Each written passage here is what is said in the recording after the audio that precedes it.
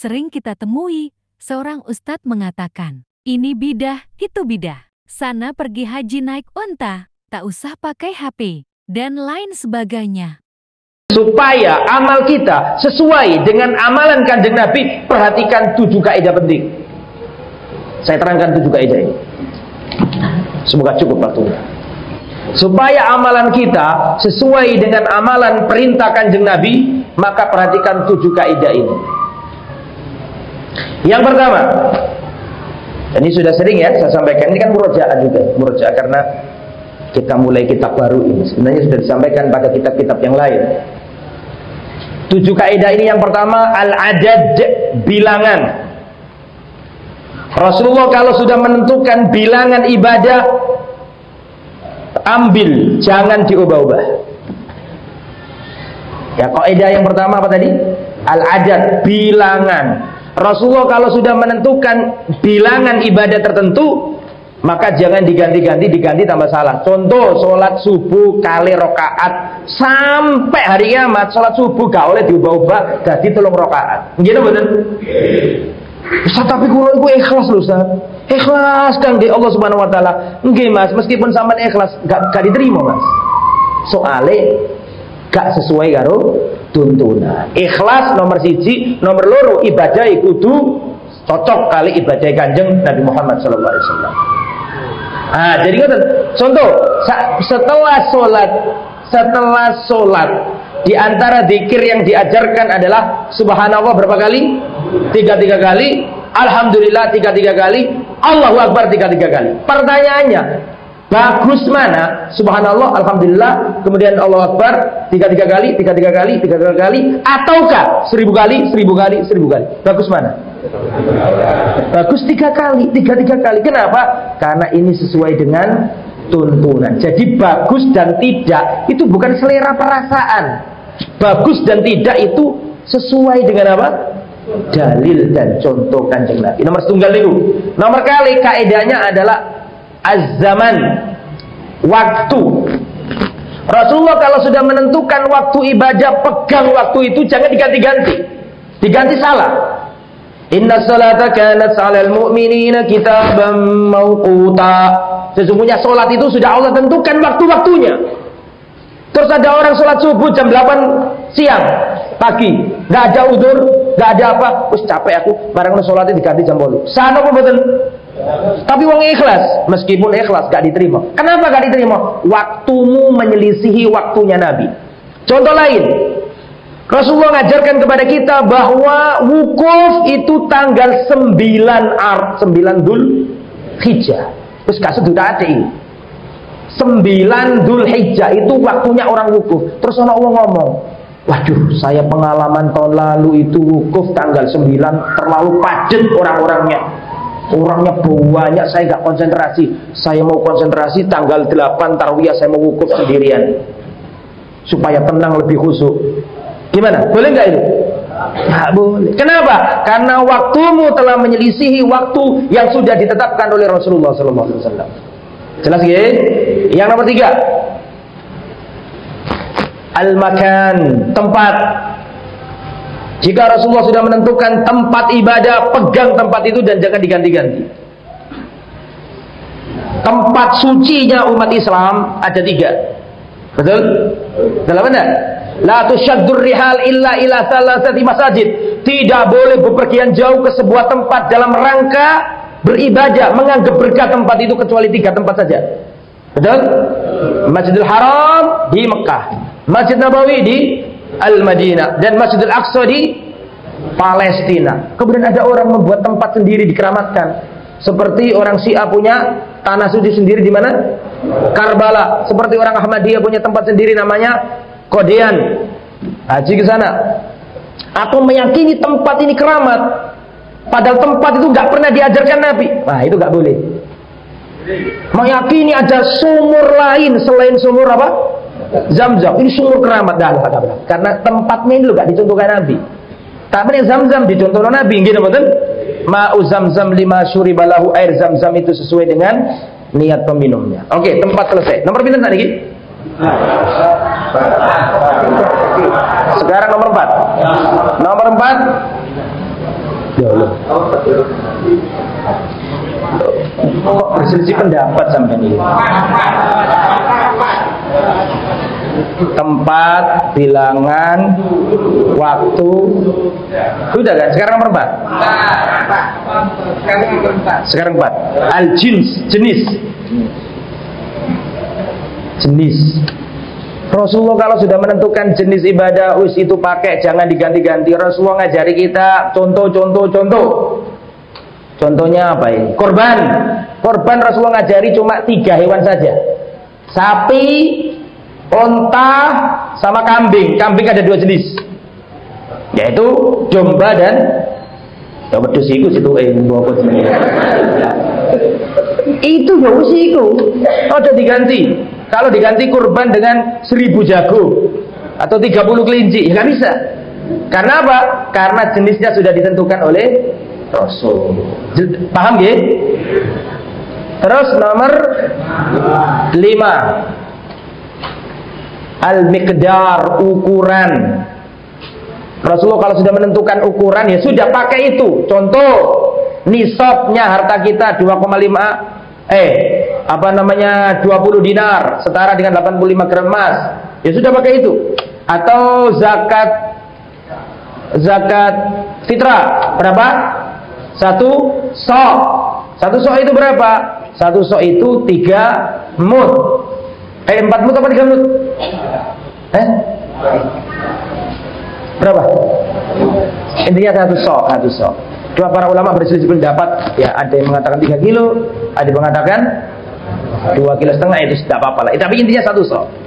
Ukuran, contoh lagi, ukuran itu lidzakari mislu hadzil unsayain. Anak wedok, anak lanang itu 2:1. Gimana betul? Iya musiku, kok sudah kita ganti. Nah, betul ya? Yang nomor pinten? 6.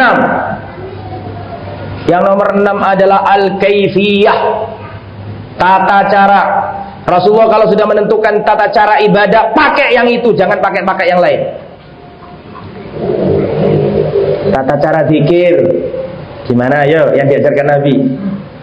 Wadkur zikiro sopo siro, Rabbaka ing pangerani siro, fi nafsika ing dalem jiwane siro, tadarruan hale merendahkan diri, wahifatan hale cemas, wadunal jahri minal qauli lan hale orang gedekno swara.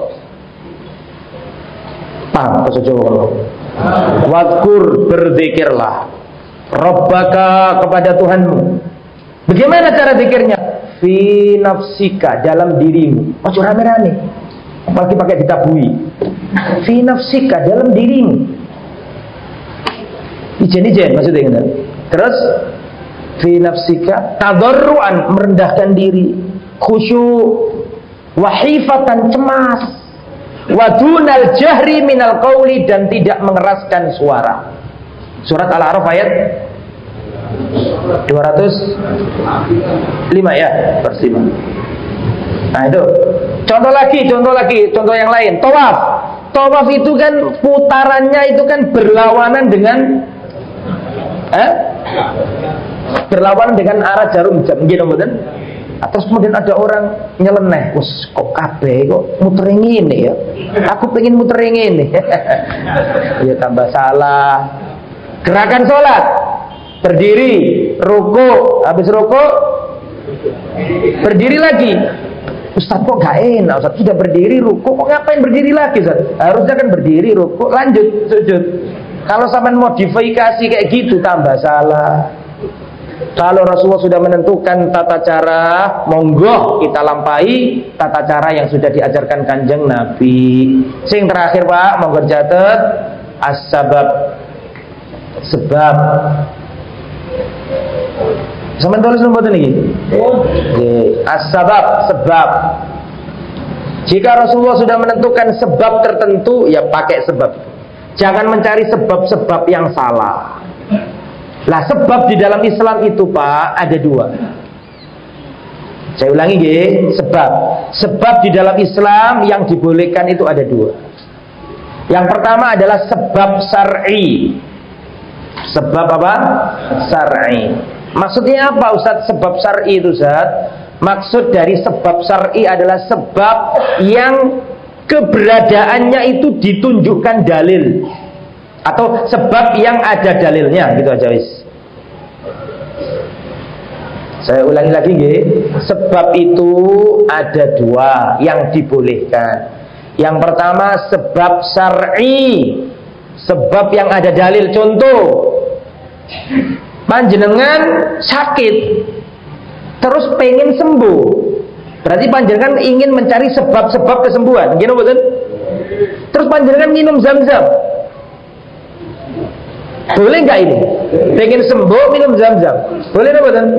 Boleh. Kenapa kok boleh? Karena ada dalil. Rasulullah SAW sampun dawuh, ma'u zam-zam lima syuribalahu. Air zam-zam itu sesuai dengan niatan peminumnya.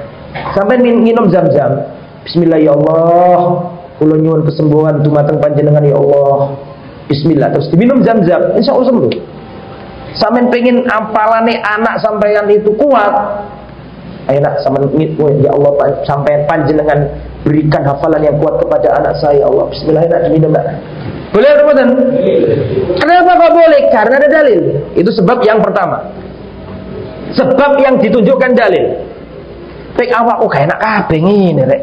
Kertek gak enak kabeh. Ya wis, aku tak bekam ae. Mencari sebab supaya badannya enak dengan bekam tadi itu boleh apa enggak? Boleh. Kenapa kok boleh? Karena Nabi melakukan itu. Berarti sebab ini ada dalilnya. Paham nggih? Oke, itu sebab yang pertama, sebab syar'i. Yang kedua, sababun kauniyun qadariyun. Sababun kauni atau sebab qadari. Sebab qadari ini sebab yang nggak ada dalilnya, Pak. Sebab ini nggak ada dalilnya, tapi terbukti secara ilmiah, maka boleh. Maka boleh. Sampeyan pengen anget-anget, sampeyan mencari sebab, nyalakno api, boleh nggak itu? Nyata, ilmiah. Panjenengan, dan jadi sebab yang nomor 2 ini sebab kauni yang tidak ada dalil tapi dibuktikan secara ilmiah. Contoh. Ada sering sahabat punya contoh ini. Ada seorang yang perutnya sakit, murus, selalu kamar kecil, diare atau mencret cari wong Jawa. Cari wong Jawa, cari mbah-mbahku biyen. Ya, nek putune iku mencer gak waras-waras digelekno apa?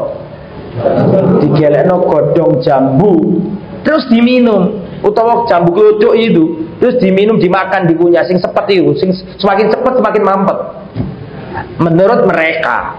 Ini namanya sebab kauni. Lah ini boleh apa enggak? Loh, saya ngomong boleh duduk sampai. Saya ngomong boleh itu dokter. Nah, menurut dokter ini terbukti secara ilmiah, ya, itu bukan gitu. Ustaz gak tahu itu ilmunya. Yang tahu dokter, Ustaz gak bisa jawab. Nah, itu kalau menurut dokter itu bisa benar diadakan eksperimen, dibawa ke laboratorium, diadakan uji coba dan terbukti secara ilmiah. Boleh nggak kita mencari sebab seperti ini? Boleh. Karena apa kok boleh? Karena terbukti secara ilmiah. Saya ulangi, sebab ada dua. Sebab yang syar'i karena ada dalil. Yang kedua sebab apa tadi? Kauni. Nggak ada dalil tapi terbukti secara ilmiah. Lah yang nggak boleh itu sebab yang nggak ada dalilnya dan tidak terbukti secara ilmiah. Apa pembuktiannya? Desa ini umatnya Nabi, daerah Tambakan. Nek ono bocah cilik wis umure gede durung iso mlaku, digelekno iwak kutuk. Pernah krungu wong Surabaya ngene iki? Tak krungu sampe. Nek do desaku nek ana wong arek umur 3 tahun durung iso mlaku, digelekno apa? Ikan apa bahasa Indonesia, ikan cari ikan gabus, disabetkan ke kakinya supaya bisa jalan. Pertanyaannya, ini sebab boleh ndak? Kita uji, satu ada dalilnya ndak? Ya jelas gak ada. Masa Rasulullah ngomong tentang ikan gabus nggak ada. Secara dalil syar'i ndak ada. Oke, sekarang dalil yang nomor 2, sebab apa tadi? Kauni. Bisa apa ndak?